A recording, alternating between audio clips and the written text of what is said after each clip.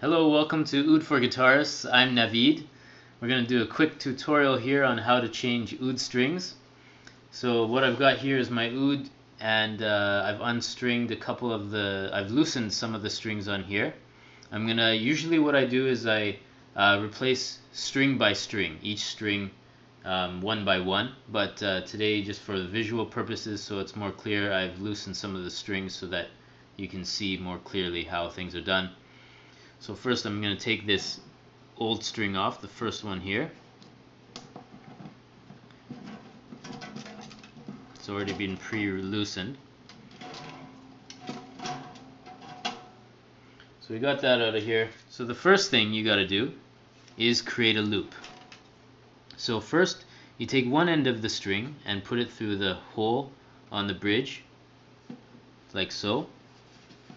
Then you take the other side out and you create a knot, folding the end of the string underneath and then pulling it over and then creating this loop, this knot, which should look like this at first.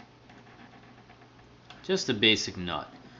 Then you can fold it underneath again, like so, underneath the loop once more. So you've got two, and you pull it a little bit tight like this. Now you're ready to attach it to the peg. So this demonstrates the tying of the loop. So you're going to take one end of your string, you're going to put it through the hole of the bridge here.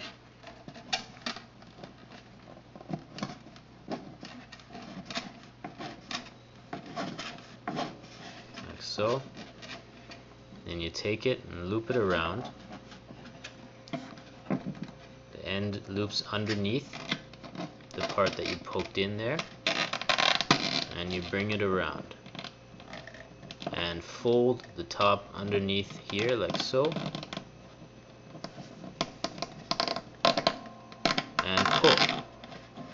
Now for a thick string like this, you really only need one loop.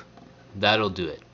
But for the other strings, like these ones here, for these you probably need to pull the end underneath again and inside of it and pull it again. So you'll probably need to put it through a couple more times. But for the end one here, because it's so thick, it doesn't need much. So there you go. So now you have the end of the string that you want to tie to a peg. So this is the peg here that we're going to be tying it to. So now you can see the string is much longer than it needs to be. So we're going to make it shorter just so that there's less string being attached to the peg, because it just gets in the way and it becomes too bulky. So I recommend about to cut about from 7 inches from the peg that you want to attach it to down here. So about 7 inches from here to here, or about 18 centimeters from here to here. It doesn't have to be exact, really. It can be like the length of your hand. You can just measure that out, and that's fine. It just needs to be a bit shorter than the original string length is. So I'm going to cut that now. Just take a pair of pliers and cut that.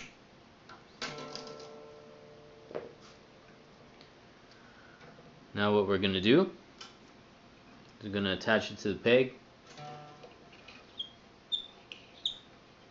So you need to find the hole,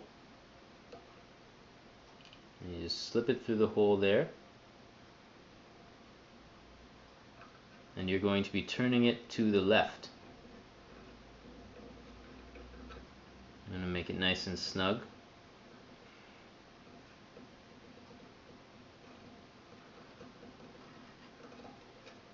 And you want to keep turning.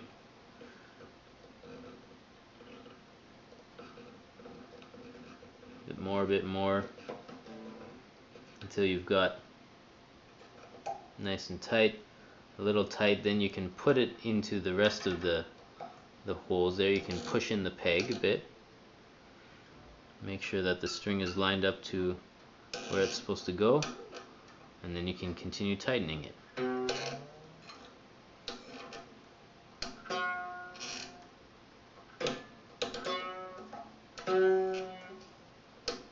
It's going to take a long time for your strings to settle in, so you're going to have to be patient with that.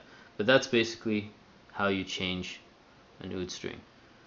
Now you want to be careful that not too much of the string is putting too much pressure on this right side of the wood here, because it's going to become very tight. The pressure is going to increase as you tighten it, and then it's going to be very tight to loosen, and it's going to be hard to work with. So you want to kind of get a bit of a balance. You may need to loosen this and move over the string a bit and find what works best. But that's basically how it goes. So this is demonstrating putting it into a peg and winding it up. So you put one end in there in the hole, make sure it's in there well, and just wind it up.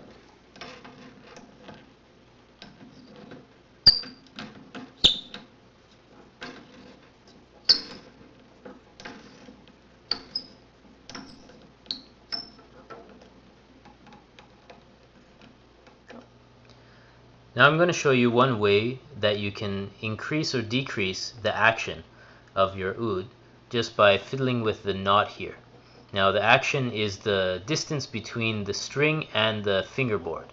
One higher action, you can pull up the string while it's a bit loose to pull up the knot here.